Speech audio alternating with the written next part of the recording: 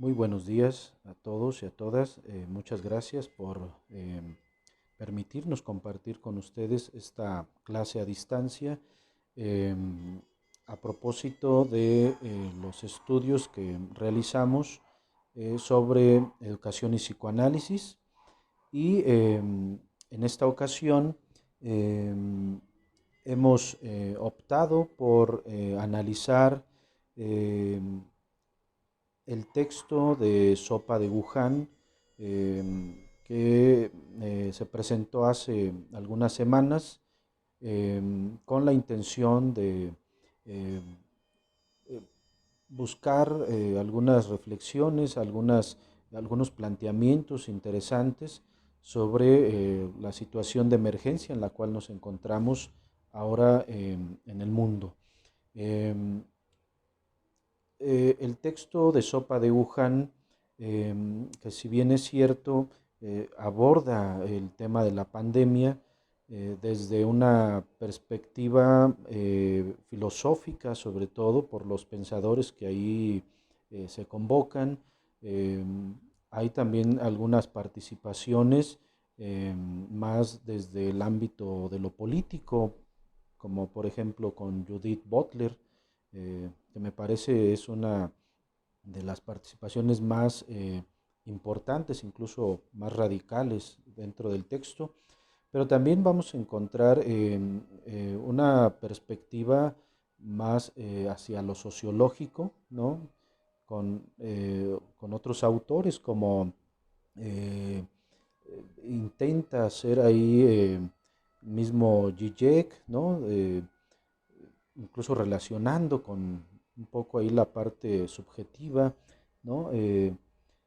Paul Preciado, que me parece también hace una intervención bastante creativa, ¿no? Con este concepto que él remite ahí en su participación sobre la psicodeflación, ¿no? Eh, eh, y bueno, en general que el texto eh, me parece que es importante porque nos permite un acercamiento desde diferentes perspectivas hacia el fenómeno que estamos viviendo, ¿no? Hacia esta situación de pandemia en la cual ahora nos encontramos y que de pronto, ¿no? En las últimas semanas eh, parece ir teniendo salida hasta cierto sentido, hasta cierto alcance, pero todavía con una emergencia importante, ¿no? Con una preocupación importante em, en todos los niveles de la vida humana, ¿no? Eh, Obviamente ahí está ubicado el ámbito de lo educativo, que en las últimas semanas, al menos acá en México, eh, ha sido un tema polémico, ¿no? El tema de si los niños regresan a las escuelas, bajo qué medidas, incluso ya se habla de la posibilidad de retrasar un poco el regreso a las escuelas, ¿no? Hasta que las condiciones sean realmente seguras para los niños y jóvenes, ¿no? En nuestro país. Y esto, pues sabemos que sucede en todo el mundo. Em, Bien, em, eh, en esta ocasión, en esta sesión, lo que vamos a presentar es un avance de una investigación que estamos realizando, em, efectivamente a partir del texto de Sopa de Wuhan, como ya decíamos. Em, es un avance que deseamos compartir con ustedes por la lectura que nos parece hasta cierto punto em, pertinente, ¿no? Con el contexto en el que nos encontramos ahora.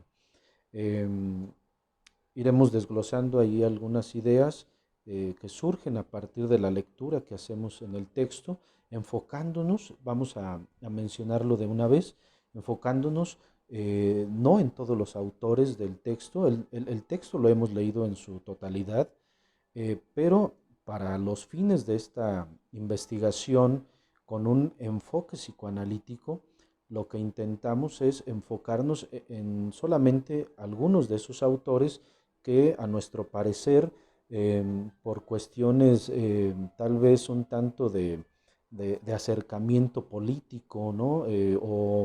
O incluso académico, ¿no? Nos han permitido encontrar ese interlocutor con el cual podemos de alguna manera realizar una especie de diálogo con las ideas, ¿no?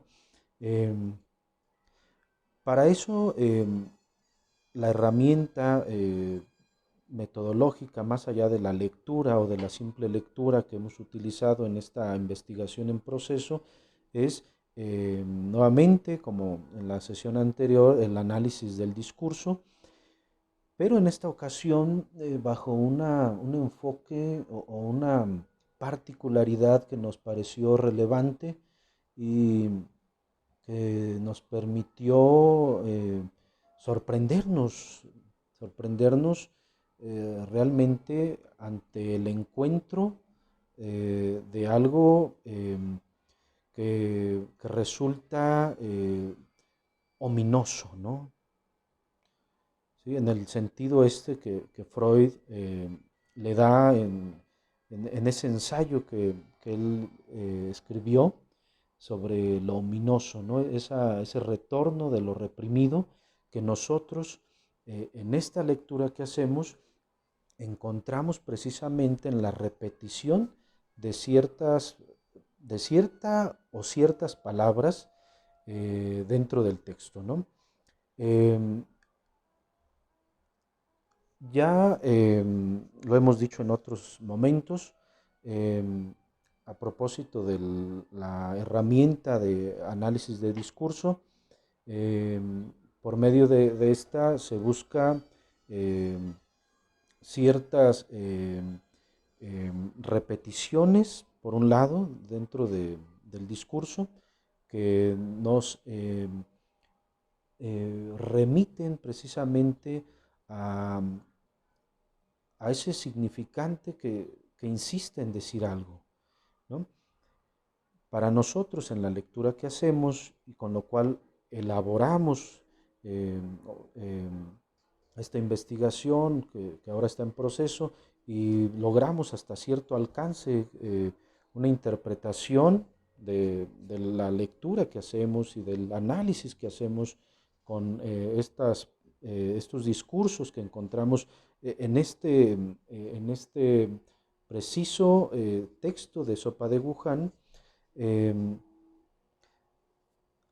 Encontramos ahí una repetición, vamos a ponerlo de una vez para tratar de ser claros, eh, con la palabra repetida en el texto de el cuerpo. Esa es la palabra que al menos eh, en nuestra lectura se repite. Hacíamos una contabilización muy rápida y gracias al uso, a la herramienta tecnológica, ¿no? De más de 100 menciones de la palabra cuerpo en el texto de Sopa de Wuhan, por los diferentes autores, ahí sí, por la totalidad de ellos. Em, Esto nos llevó entonces a pensar en cuál es la, la razón de esa insistencia, ¿no? Con la palabra cuerpo. No es la única, hay otra palabra que eh, vamos a ubicar también en muchos momentos en el texto de Sopa de Wuhan, que es la palabra control. ¿Sí? Empieza a aparecer bastante con Agamben desde el principio, ¿no? Con ese estado de excepción, como él llama, incluso con Byung-Chul Han, este filósofo coreano, ahora nacionalizado alemán, que de pronto en las últimas semanas se ha puesto de moda, mm, y incluso con Judith Butler, como decíamos, ¿no? Eh, en fin, que la palabra de control también es bastante recurrente en el texto.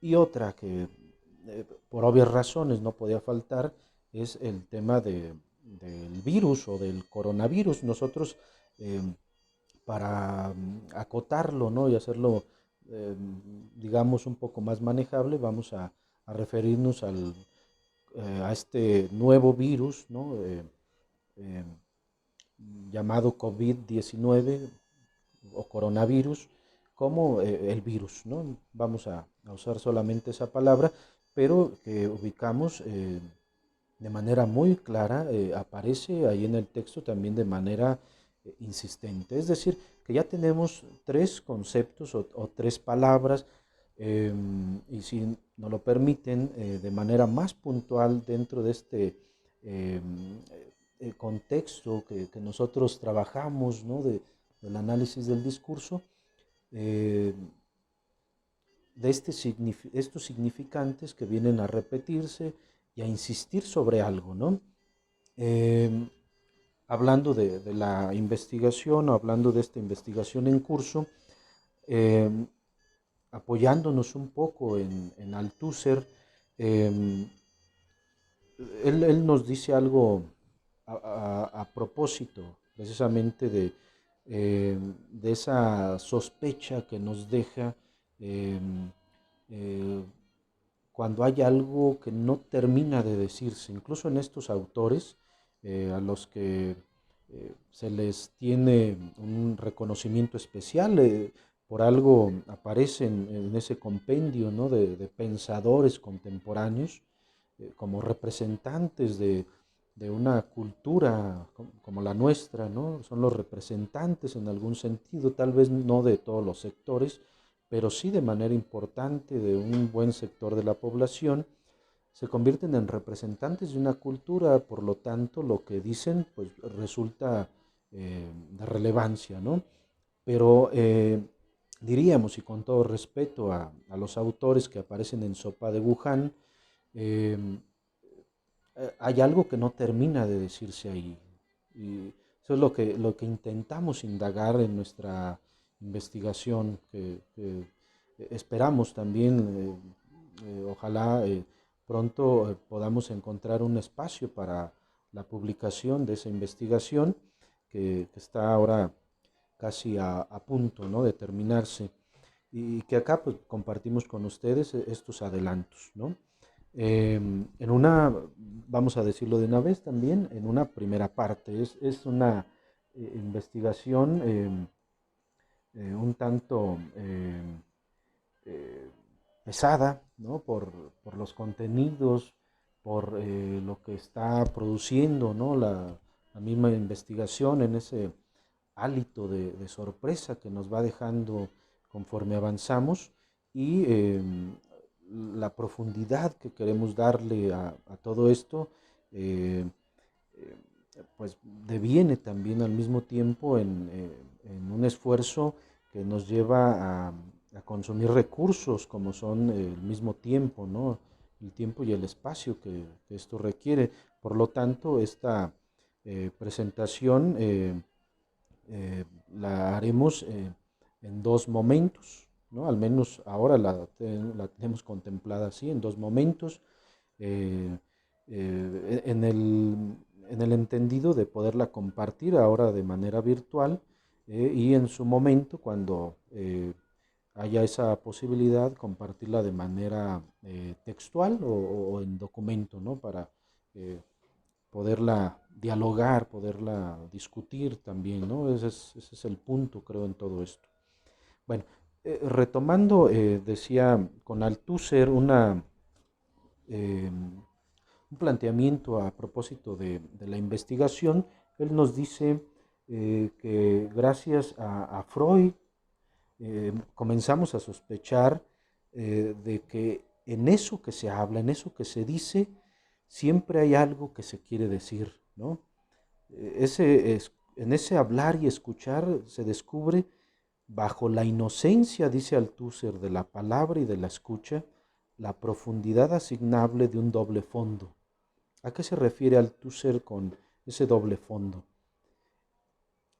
Cito nuevamente, ese que quiere decir del discurso no es otra cosa más que ese material inconsciente, que es ese doble fondo que está ahí tratando siempre de empujar hacia la superficie, ¿no? Como nos lo ha enseñado Freud y nos permite entender hasta cierto punto que en el discurso siempre hay algo que se dice, pero también hay algo que no termina de decirse, ¿no?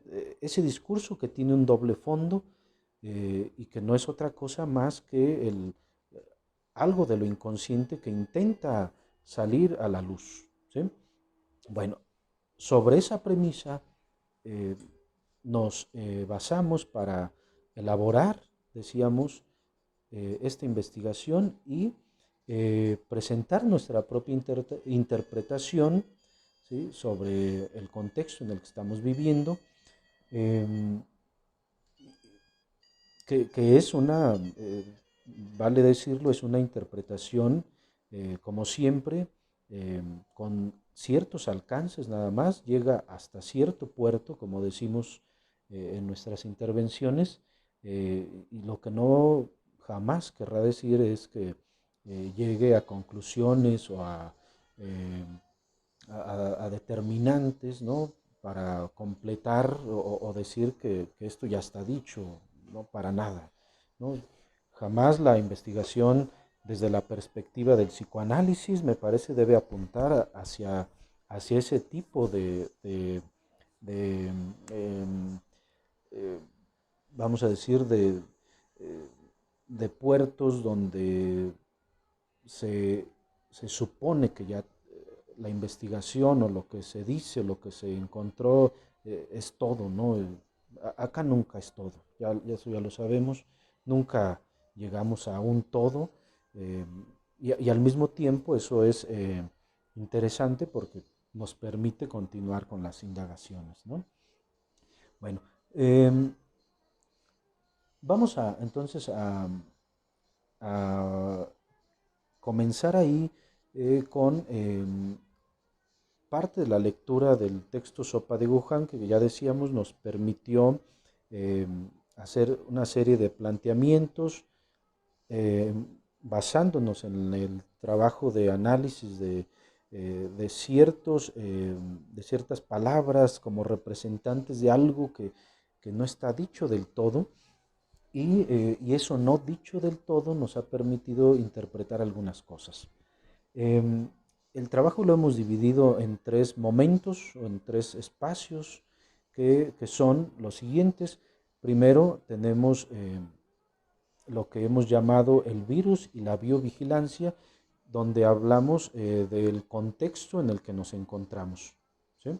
Ese es, digamos, nuestro primer apartado o primer momento de la investigación. El segundo momento es, o lo hemos titulado, el miedo al cuerpo, ¿sí?, por esta insistencia del significante cuerpo. Y el tercer momento, que incluso nos ha traído los últimos días de verdad con muchas ideas, ¿no?, muchas sensaciones respecto a lo que ubicamos ahí en ese tercer momento de la investigación, lo hemos titulado Lo siniestro que retorna en el otro, ¿sí? Muy bien. Em, para esta presentación vamos a poder, para tratar de ser lo más concretos posibles, eh, abordar solamente el primer y el segundo momento, que son, repito, el virus y la biovigilancia, ¿sí?, para hablar un poco del contexto, y en segundo lugar, el miedo al cuerpo. Dejaremos para una siguiente sesión el tercer apartado titulado Lo siniestro que retorna en el otro, sobre todo pensando en los contenidos que aparecen en ese tercer momento o tercera parte de la investigación.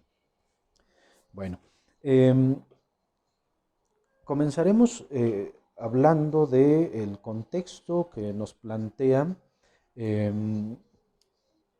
Quisiera referirme ahí con una especie de debate que se da entre Zizek y Shulhan, que aunque por obvias razones no se convirtió en un debate de manera presencial, sí hay un debate en las ideas que sobre todo fue eh, eh, eh, convocado gracias a las redes sociales, ¿no? A los medios de comunicación. Pudimos darnos cuenta cómo incluso en el texto de Sopa de Wuhan, el mismo Chul Han eh, se refiere a Zizek y le contradice, ¿no? Diciéndole que Zizek se equivoca cuando dice que esta pandemia representa también la muerte del capitalismo, ¿no? Shulhan dice que no, que al contrario, eh, que con esta pandemia lo que estamos obteniendo, lo que se produce después de la pandemia, no es otra cosa más que la capitalización, ¿sí?, de una biovigilancia que incluso ya se está presentando desde hace algún tiempo, al menos desde que comenzó la pandemia, lo hemos visto eh, en los medios de comunicación, en redes sociales, eh, la capacidad de vigilancia que ha desarrollado China, ¿sí?, precisamente en función de la vigilancia, la seguridad de las personas, ¿no?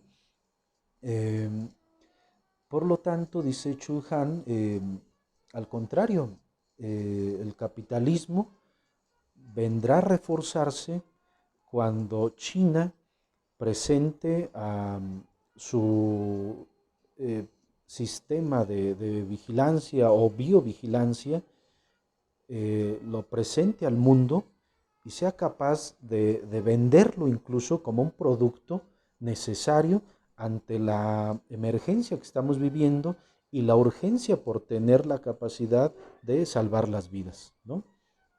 Eso es muy interesante porque a partir de ahí comienza, que son, estamos hablando con Zizek, es de las primeras participaciones junto con Agamben dentro del texto de Sopa de Wuhan, aparece entonces el tema del estado de excepción en el cual ahora, dice Agamben, nos encontramos debido a esta pandemia, y es un estado de excepción muy especial, es muy especial porque, como nunca antes en la historia, ¿sí?, se trata de un estado donde la persona voluntariamente ha aceptado quedarse en casa, guardarse en casa, aislarse de los demás por su propia seguridad, ¿sí?, cuidando su propia salud. Ese estado de excepción que critica a Gamben, incluso en su primera participación, los que ya leyeron el texto, se darán cuenta que él lo pone en los términos de una invención, la invención de una pandemia, la invención de un estado de excepción. El pretexto es el virus para poder producir un estado de excepción muy especial, ¿no?, con características muy especiales, únicas en la historia de la humanidad. Eh, pero decíamos acá, lo que nos parece interesante es que esa biovigilancia viene a crear un estado muy particular de aceptación de un nuevo tipo de control, ¿sí? Un control que, como ya incluso veíamos en otro momento, y aquí insisto, ¿no?, como la sesión anterior, insisto en la pertinencia de retornar eh, a la reflexión de los planteamientos que nos hace eh, Michel Foucault, ¿no?, sobre el, el cuidado y la vigilancia hacia el cuerpo, ¿no? El tema es el cuerpo, ¿sí? No hay que perder de vista eso. Lo que se está cuidando, lo que se está criticando incluso con Agamben, con el mismo Zizek, con la misma Judith Butler en el texto de Sopa de Wuhan, es las formas como se están dando sistemas de biovigilancia hacia el cuerpo. Y aquí basta revisar lo siguiente que me parece de una trascendencia importante, ¿no? Em, con Foucault, precisamente. Eh, Hablando de estos sistemas de biovigilancia al cuerpo, ya a finales de los años 70, eh, Foucault se refería a ciertos dispositivos de, de poder sobre el cuerpo. Y él lo pone en estos términos. Cito a Foucault. Es el nombre que se puede dar a un dispositivo histórico, no una realidad por debajo en la que se ejercerían difíciles apresamientos, sino una gran red de superficie en la que la estimulación de los cuerpos, la intensificación de los placeres, la incitación al discurso, la formación de conocimientos, el refuerzo de los controles, fíjense, y las resistencias se encadenan unos con otros según grandes estrategias de saber y de poder. Este texto, la historia de la sexualidad, en su tomo uno, ¿no? Eh, ya a finales de los años 70 nos hacía referencia a estos dispositivos de poder sobre el cuerpo. Es decir, que ya hay una tendencia histórica por controlar el cuerpo. Ahora con la pandemia no es difícil, de verdad no es nada difícil pensar eh, que se dan las condiciones necesarias para poder justificar, y como dice Agamben, incluso de manera voluntaria, ¿sí?, el control sobre el cuerpo.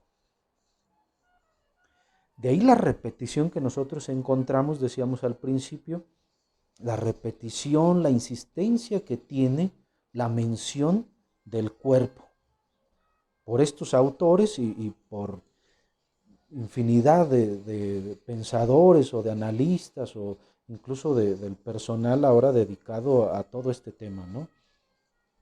¿Sí? Hasta ahí estamos hablando en este primer apartado, aquí estamos tratando de ir cerrando este primer apartado, que insisto, trato de ser muy concreto porque es una investigación que tiene eh, más documentaciones. Por otro lado, me parece que también sí, hasta cierto punto se pierde cierta profundidad acá en la presentación en línea, pero bueno, tratando de ser concreto y llegar a cierto puerto, como decimos, eh, en este primer apartado de nuestro análisis, encontramos cómo el virus ha producido eh, con justificación muy particular una biovigilancia que es hacia el cuerpo precisamente, porque es el cuerpo al que hay que cuidar, ¿no? El cuerpo humano es al que hay que cuidar, y esa biovigilancia eh, no es actual. Eso es lo que estamos encontrando en este análisis, ¿no? No es tan actual como se piensa. Es una tendencia histórica por controlar el cuerpo, ¿no? Incluso nos recuerda un poco a estos trabajos eh, eh, primitivos, ¿no? Eh, a finales del siglo XIX, ¿no? Respecto a la histeria, por ejemplo, ¿no? Al enfermo mental, ¿no? Como este personaje al que hay que tratarlo porque pues, algo está mal en su cuerpo, ¿no? Eh, Hay algo ahí que está enfermo, ¿no? Eh, o como se decía incluso ya en los tiempos de Freud, al principio en sus primeros trabajos sobre sus estudios que hace sobre la histeria, ¿no? Como esa eh, posesión demoníaca, ¿no? Al cuerpo, ¿no? Como esa presencia de algo eh, demoníaco eh, entra en el cuerpo de las personas enfermas por histeria, ¿no? Por histerismo, ¿sí? Em, Ahora, en este contexto, eso parece tener una relevancia importante porque, decíamos, las condiciones se dan para que la biovigilancia sea posible, sea incluso entendible, sea necesaria, ¿sí? Sea necesaria a tal grado que, como dice Chul Han, en esa lectura que para algunos ha sido muy obscura, ¿no? Muy pesimista, ¿no?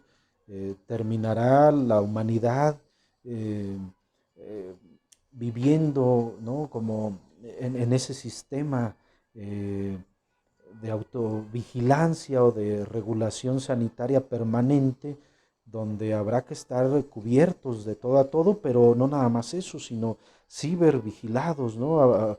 Con las tecnologías y con todo esto que menciona Chul Han en sus trabajos, ¿no? De análisis sobre la pandemia. Eh, bueno, hasta ahí entonces con ese primer apartado. Eh, si se fijan, llegamos a hablar del cuerpo en tanto que es hacia donde está enfocado la vigilancia, hacia donde está enfocado el cuidado y hacia donde está enfocado. Y aquí esto nos permite brincar ya al siguiente apartado, hacia donde está enfocado el miedo, ¿no? El miedo en el cual ahora está sujetada la población, ¿sí? Hay un miedo eh, trascendental, ¿no?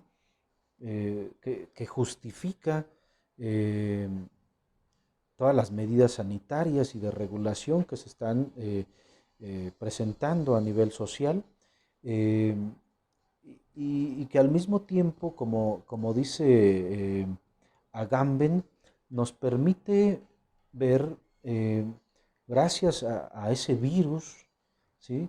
que, que hay un efecto em,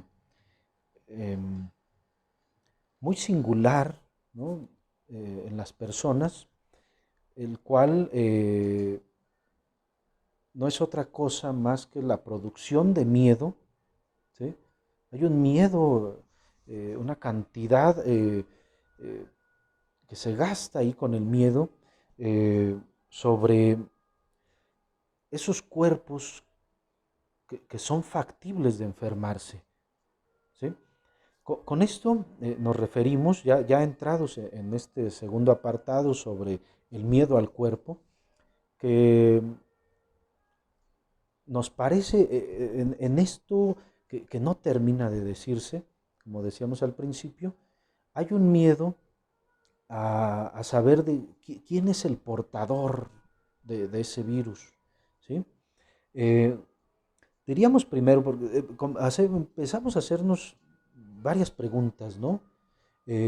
A propósito de ese miedo al virus y de ese miedo al cuerpo, ¿no? Insistimos, el miedo está representado en ese cuerpo que se enferma, en ese cuerpo que enfermo puede morirse, ¿no? Entonces nos hacíamos una serie de preguntas. ¿Dónde radica la obediencia a la recomendación o a la medida sanitaria? Diríamos primero que es al miedo al contagio, ¿no? Eso es lo que nos tiene en casa, eso es lo que nos ha permitido o les ha permitido incluso a las autoridades justificar las medidas de contingencia que se están siguiendo, ¿no? Pero luego surge una pregunta más. ¿Y cómo se produce el contagio, no? Yo creo que esta es una pregunta que se hacen muchas personas, se ha respondido de diferentes maneras, pero de nuevo, me parece que hay algo que no termina de decirse. Eh, ¿Cómo se produce el contagio? Nos preguntábamos. Es en el contacto con una persona contagiada, lógicamente, ¿no? Si hablamos de un virus, recomiendo de verdad también por ahí revisar, leer un poco, incluso hasta ver un video de cuál es el funcionamiento del virus. Verán ustedes qué sorprendente cómo hay una eh, similitud entre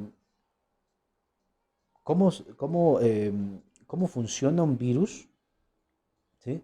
Y el tema que nosotros estamos tratando ahora, ¿no? El tema de esa repetición, ¿no? El virus lo que intenta es repetirse, ¿no? Replicarse, dice el discurso científico médico, ¿no? El virus busca replicarse. Una vez que se replica, lo que intenta es eh, dominar el cuerpo en el que se ha hospedado, ¿sí? Eso tiene una significación importante para nosotros, ¿no? Hay quienes ya lo han eh, relacionado incluso con el tema del mismo capitalismo, ¿no? Es la misma forma de vida o de reproducción, ¿no? ¿Sí? Pero bueno, déjenme regresar ahí a la pregunta en la que estaba, ¿no? ¿Cómo se produce el contagio con una persona contagiada? Obviamente, sí, pero me preguntaba después, ¿quién es esa otra persona contagiada cuando el virus es invisible? El virus no lo vemos, ¿no? No es algo, no es un animal que podamos ver ahí y decir, ahí está el virus, aléjate de él, ¿no? ¿Sí? El problema es ese, que el virus no lo vemos, ¿sí? En tanto que no lo vemos, producción imaginaria mediante, ¿sí? Es decir, no es otra cosa más que la forma que tiene el miedo a través de lo imaginario, ¿sí? La respuesta es entonces todos, todos pueden tener el virus, ¿sí? Todos menos uno, ¿sí? Todos menos yo, porque yo estoy siguiendo las reglas, porque yo estoy siguiendo las medidas sanitarias y entonces yo creo no estoy enfermo, creo, o al menos eso es lo que creo, eso es lo que parece, ¿no? De esto hablaré ya en la segunda sesión, ¿sí? ¿Qué hay con ese, o al menos eso es lo que creo, eso es lo que parece, ¿sí?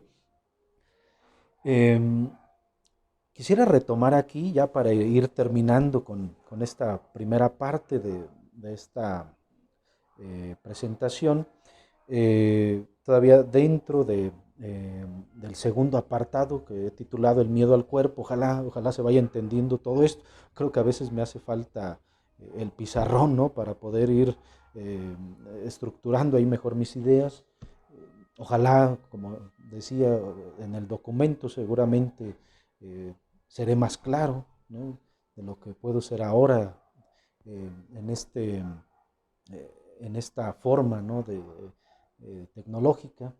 Pero bueno, para ir cerrando esto, eh, retomando nuevamente el texto de Wuhan, hay una idea que me pareció fundamental cuando estaba haciéndome estas cuestiones y que me parece nos van a permitir conectar ya con algunos planteamientos psicoanalíticos, que pues es nuestro objetivo, ¿no? A final de cuentas, dentro de estos estudios que hacemos entre el psicoanálisis, la cultura y también la educación, ¿no? Eh, Agamben menciona en una de sus participaciones eh, que se trata de una plaga que inconscientemente siempre ha estado ahí.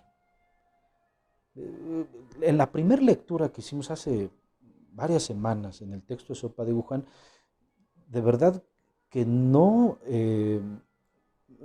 tuvimos eh, la observancia, no le dimos la importancia a ese enunciado de Agamben, de Giorgio Agamben, este filósofo italiano eh, bastante relevante, ¿no? En nuestra actualidad.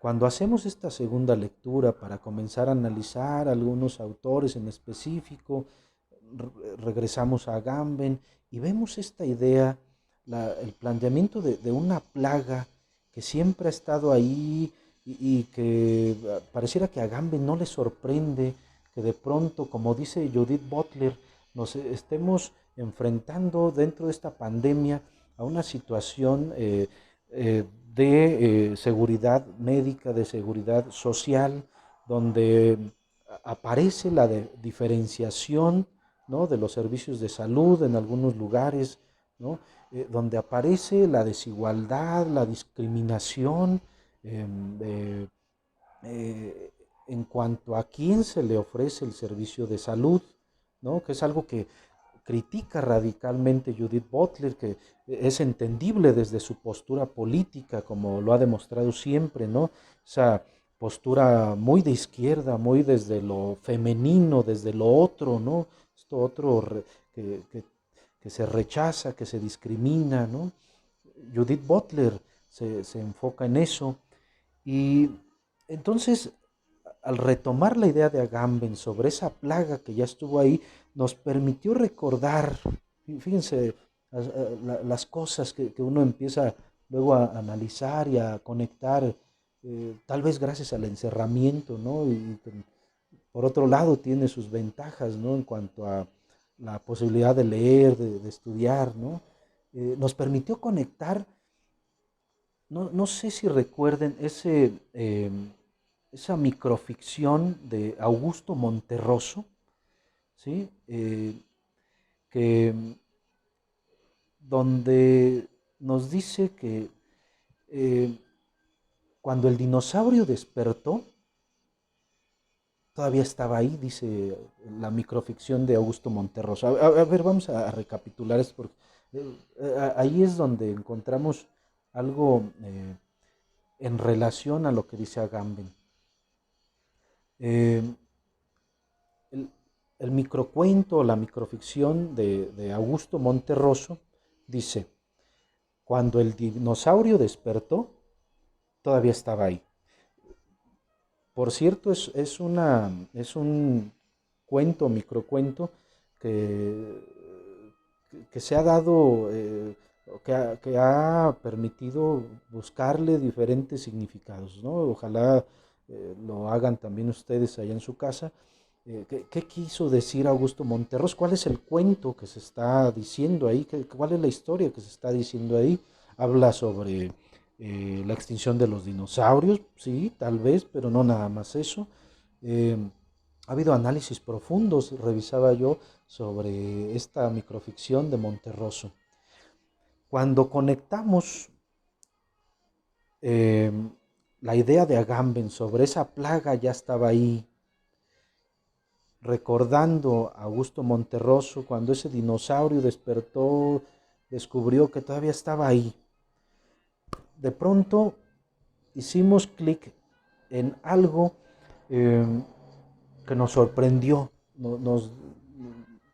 me dejó eh, con, con, una serie de sensaciones que iban desde la sorpresa hasta el miedo, ¿no? Desde, desde el gozo, ¿no? El gozo que todo esto produce, ¿no? La producción de ideas, de reflexiones, pero también por otro lado, eh, eh, diríamos que el aterrizaje en ciertas tierras que dan miedo en tanto que retornamos hacia algo primitivo, hacia algo eh, ominoso es la palabra, ¿sí? ¿Qué es eso que ya estaba ahí? ¿Qué es eso que cuando despierta el dinosaurio todavía sigue estando ahí? Lo primitivo, lo ominoso, dice Freud en su texto, ¿sí?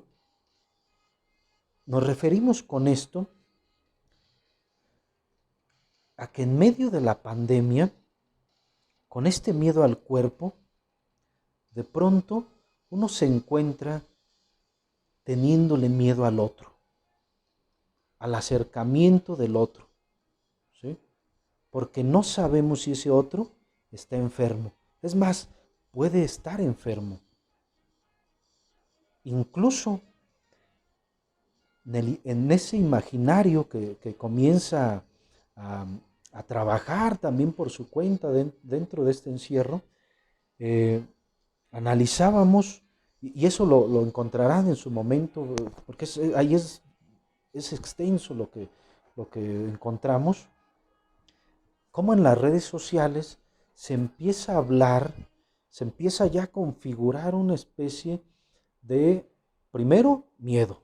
Creo que habría que ir definiendo esto. No estoy tan seguro de si esta sea como una especie de secuencia, pero al menos en lo que estamos indagando acá nos da cierta secuencia con este cierto orden. Tal vez no, tal vez haya una alteridad, una alternancia, ¿no? Mejor dicho, sobre lo que vamos a puntualizar, pero tal vez sí, primero aparece ese miedo, después el rechazo hacia el otro, la discriminación, la desigualdad, como menciona Butler, en muchos sectores, sobre todo en el aspecto de la salud, de lo médico, ¿no? Del servicio médico, pero también, ¿sí?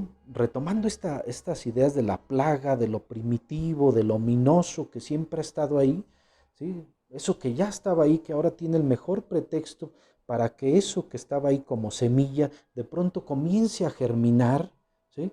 Eh, Aparece después del rechazo, de la discriminación, ¿sí? El odio al otro. ¿Por qué el odio? ¿No?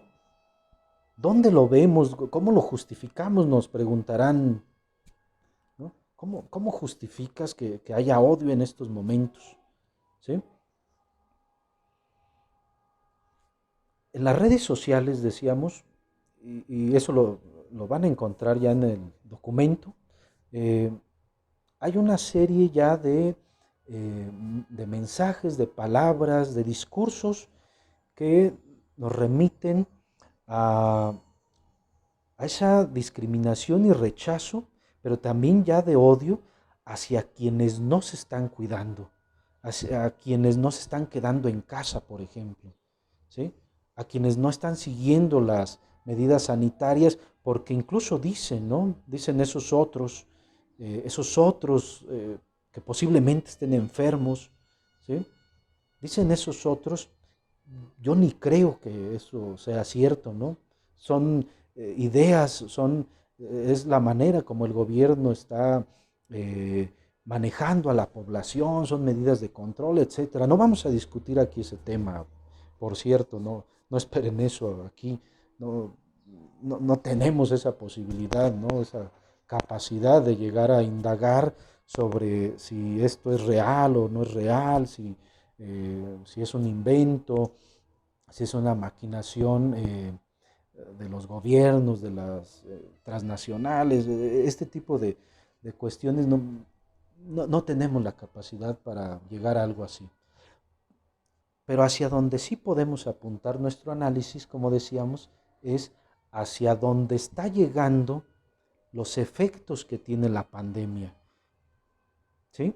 Que es ese odio, ese rencor al otro, y decíamos a ese otro que no se cuida, ¿no? Ya no está muy lejano eh, el contexto donde aparece dentro de la población, incluso por ahí van a ver eh, las referencias bibliográficas a las que recurrimos, hay un trabajo de un analista argentino eh, sobre cierta vigilancia vecinal, ¿no? Que es algo que se empieza a decir ya desde hace algunas semanas, cómo los vecinos de pronto empezamos a estar atentos de los movimientos de nuestros vecinos, ¿sí? Se habla ya de una vecinocracia, de una vigilancia vecinal, ¿no? Eh, y, y, y hay otra vez una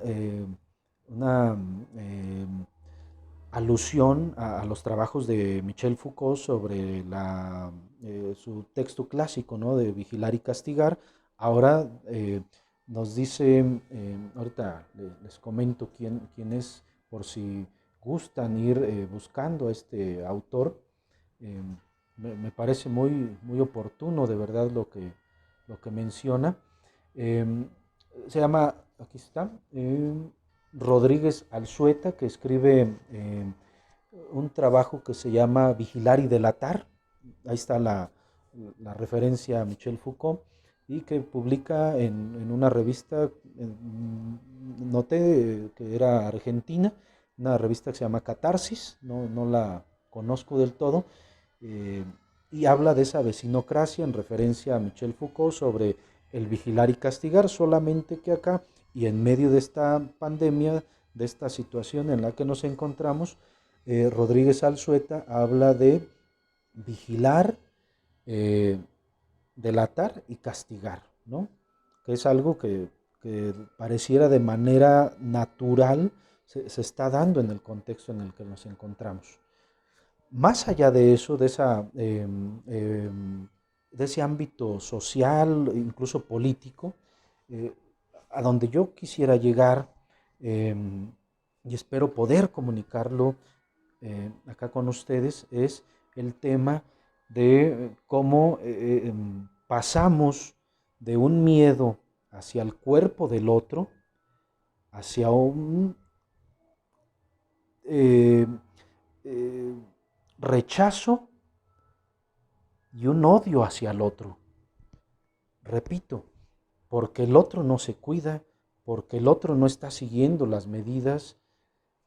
El discurso pueden ser diferentes, pero en esencia es uno, ¿sí? El otro no se cuida. El otro se puede contagiar. Es más, el otro ya está enfermo seguramente. Por eso el rechazo, y si es necesario, incluso se puede defender. Pero no nada más queda ahí. Y con esto vamos a ir cerrando. Si es necesario, o incluso antes, como luego se dice en estos terrenos de la violencia y de la guerra, ¿no? Mejor atacar, ¿no? La mejor defensa es el ataque, se dice. Cuando empecé a buscar sobre algo que también llamó mucho la atención, a propósito del cuerpo, de este cuerpo que tanto se repite en la lectura que hacemos, eh, me encontré con algo que me sorprendió también, ¿no? Como les decía, eh, el cuerpo médico. Ya desde hace algunas semanas, ¿no? Incluso antes, se oía sobre algunas agresiones a personal del cuerpo médico y de salud, ¿sí? Eh, Estas personas que ahora se han convertido con toda justeza y con todo el honor en los héroes de esta pandemia, ¿no? De pronto se les comienza a atacar eh, en las calles, en sus casas, ¿no? Como vimos, si no estoy mal, allá en Coahuila, ¿no? Un par de enfermeras que fueron asesinadas. Y más allá de si se trata de un tema de feminicidio, de género, o si se trata de acciones criminales, ¿no? Lo que sea. Acá lo que buscamos es la insistencia de ese significante en tanto que se repite, como decíamos al principio, ¿no? Estamos hablando del cuerpo médico, de estos hombres y mujeres vestidos de blanco, ¿no? Que de pronto se han convertido en el objeto o en el objetivo de ese odio, como dijera Butler, ¿no? Ese odio racial, ¿sí? De desigualdad, de discriminación, ¿no? En el cual de pronto algunos sectores de la población han puesto su odio, ¿no? ¿Sí? Eh, Hasta el día de antier más o menos se contabilizaban, al menos aquí en México, casi 50 ataques a personal médico y de salud, ¿no? Entre enfermeros, enfermeras, doctores y demás, ¿sí? ¿Por qué esa violencia? ¿Por qué eh, eh, esa, ese odio, ¿no? Hacia el personal médico, ¿no? ¿Qué representan ellos? ¿Qué representan eh, para para la población? ¿Qué representan para ese otro que es el primero que decíamos que sí se cuida, ¿no? O el que no cree incluso, ¿no? A nosotros nos parece en esta interpretación que hacemos, ¿sí? Que de pronto ese odio que empieza, decimos, a discurrir ahí en las redes sociales, como ese reclamo, ese rechazo hacia aquel que no se cuida, y pues si es a ese que no se cuida, entonces eh, estás mal, estás loco, ¿no? Este, más valdría que te encerrara, ¿no? Porque no entiendes, no sigues las medidas, etcétera, ¿sí? Nos parece que eso de pronto ha empezado a transitar hacia sujetos que, que son más fácil de identificar como los posibles portadores de la enfermedad o del virus, ¿no? ¿Sí? Eh, Esto ya nos habla o nos abre un panorama no nada más subjetivo, que es nuestra intención, ¿no? Como de lo social vamos pasando a algo más subjetivo, como vimos o estamos revisando a propósito de ese miedo al otro, ¿no? Ese miedo al otro que se convierte en un juego subjetivo, pensado en este análisis que hacemos en función de el miedo eh, de toda esta producción imaginaria. Ahí está lo subjetivo, ¿no? Pasamos, es decir, de lo social, de la biovigilancia, hacia la configuración de aspectos subjetivos como son ese miedo al otro.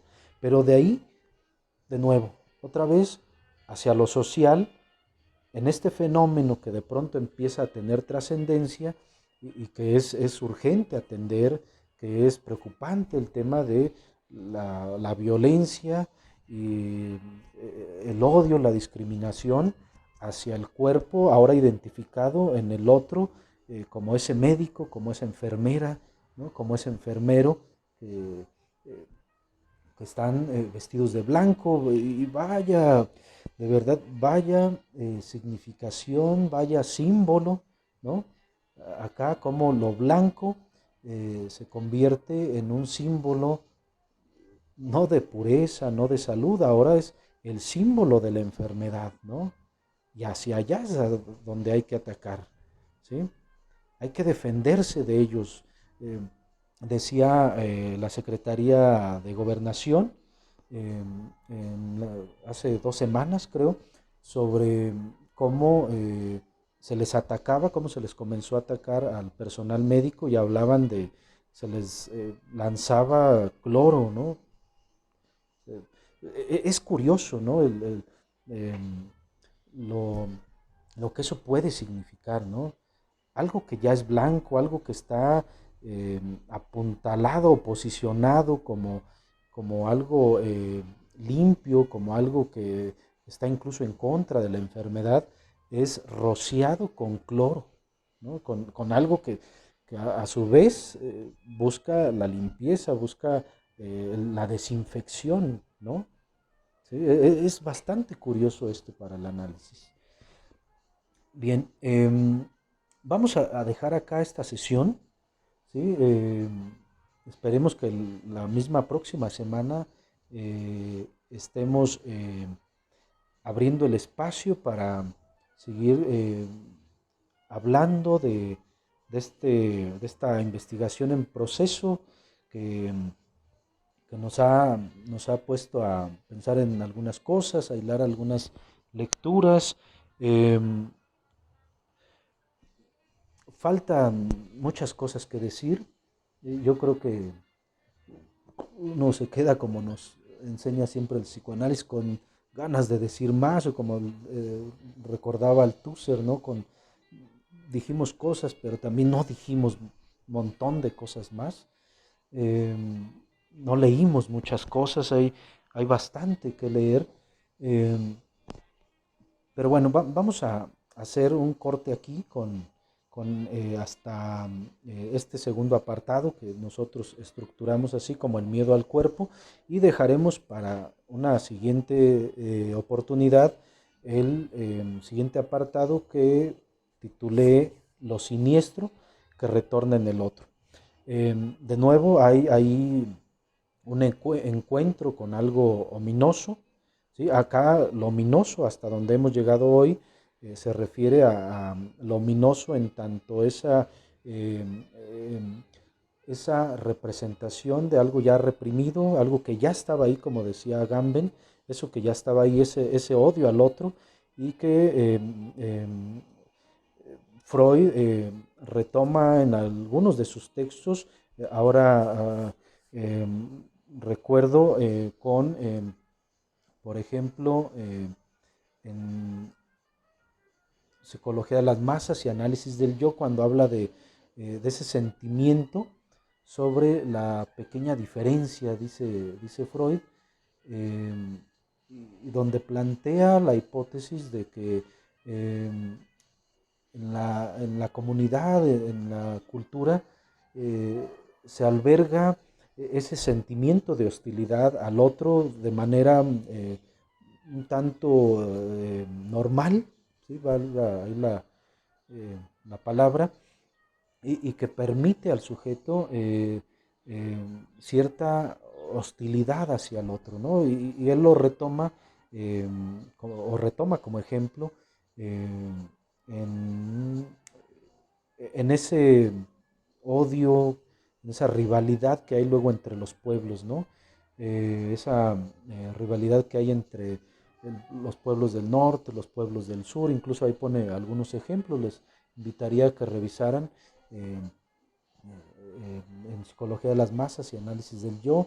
También lo retoma después en El malestar en la cultura, en 1930, donde retoma la misma idea, y ya acá en El malestar en la cultura eh, va a referirse sobre todo al tema eh, del pueblo judío, ¿no? Como tal vez el símbolo por excelencia de la discriminación y de la hostilidad, ¿no? Hacia el otro, ¿no? Hacia el otro que es diferente a mí, ¿no? Ahí está la parte subjetiva que he intentado trabajar el día de hoy también, ¿no? Y hay un texto más que eh, ojalá lo puedan revisar, es también un texto ya lo decimos así, del siglo pasado, una novela de Albert Camus o Camus, que se llama El extranjero, donde dice, voy a retomar una sola frase, ¿no? A propósito de esta hostilidad, de este odio hacia el otro, ¿no? Eh, Dice Camus, lo cito: todos los seres normales habían, más o menos, deseado la muerte de los que amaban. Y esto a propósito de lo que menciona Freud en El malestar en la cultura y en Psicología de las Masas y Análisis del Yo anteriormente, sobre esa especie eh, de hostilidad, de odio que hay siempre hacia el semejante, incluso dice Freud, hacia las personas más cercanas, ¿no? Como pueden ser la familia, ¿no? Esto que ya sabemos, ¿no? Dentro del psicoanálisis sobre esta ambivalencia, ¿no? Que nos remite precisamente a todo este eh, momento llamado el Edipo, ¿no? En el psicoanálisis, eh, y que deviene o produce, ¿sí? En los seres humanos un, un sentimiento doble hacia el semejante, que es ese amor y ese odio, ¿no? ¿Sí?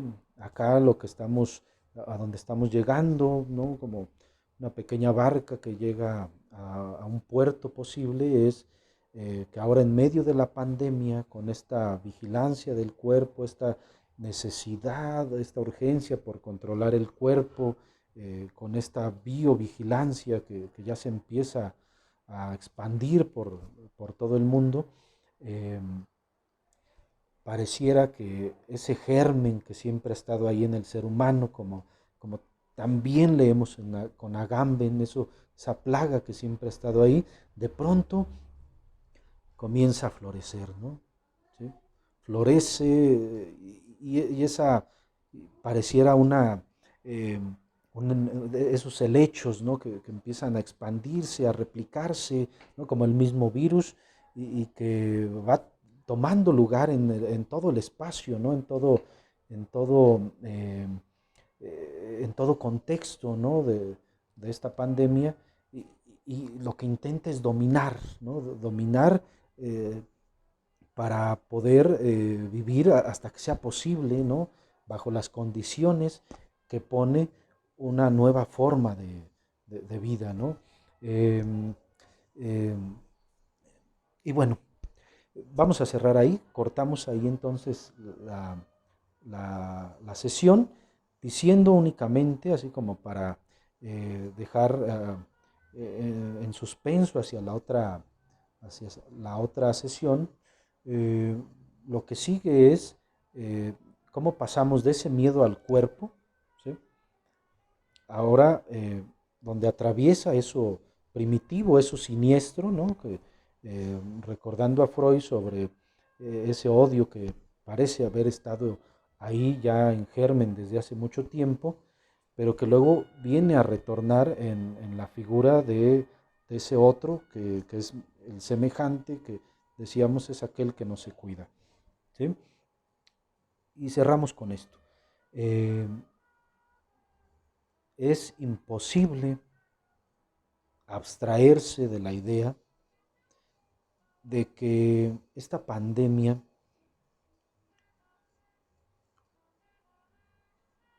llega para quedarse, por un lado, como dicen varios autores en el texto de Sopa de Wuhan, pero también es indisociable ya, me parece cada vez más, la idea de que esta pandemia representa un antes y un después. ¿Sí? Lo estamos viviendo ahora, incluso en esta misma sesión a distancia, en lo educativo, ¿sí? Ya se está eh, planeando, ¿no? Cómo va a ser el regreso a las aulas, hablando específicamente acá de México. Eh, hay un antes y un después de la pandemia. Esto está cambiando, el contexto de la pandemia está cambiando las formas de actuar, las formas de socializar, las formas de educar, ¿no?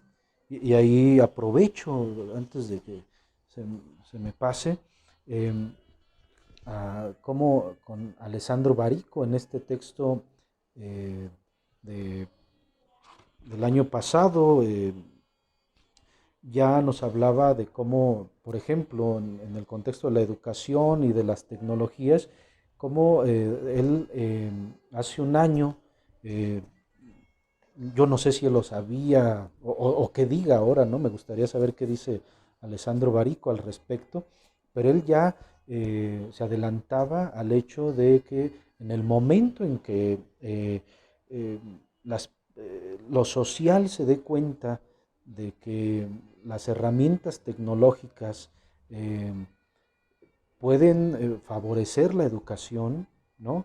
Dice, dice Barico, eh, pues es un adiós a las aulas, es un adiós a, incluso tal vez, ojalá, no, no sé, yo no estoy en posición aún de decirlo, pero incluso la figura del maestro, dice Barico, lo leo textual, el día en el que a alguien se le ocurra renovar un poco los locales, se refiere a las aulas, lo primero que irá directamente a la basura serán las clases, las asignaturas, el profesor de la asignatura, el curso escolar y el examen.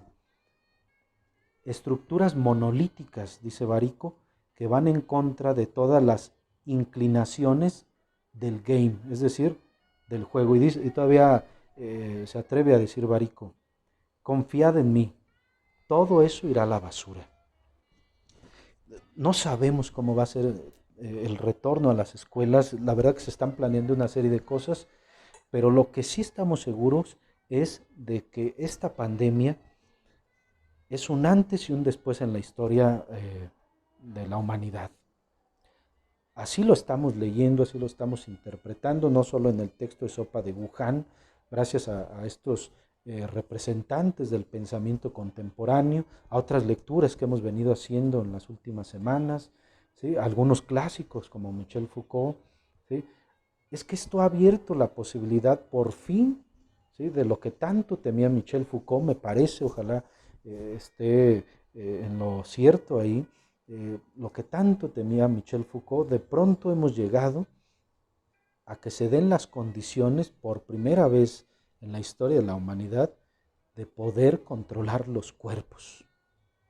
Ojalá esto lo podamos seguir abordando la siguiente clase.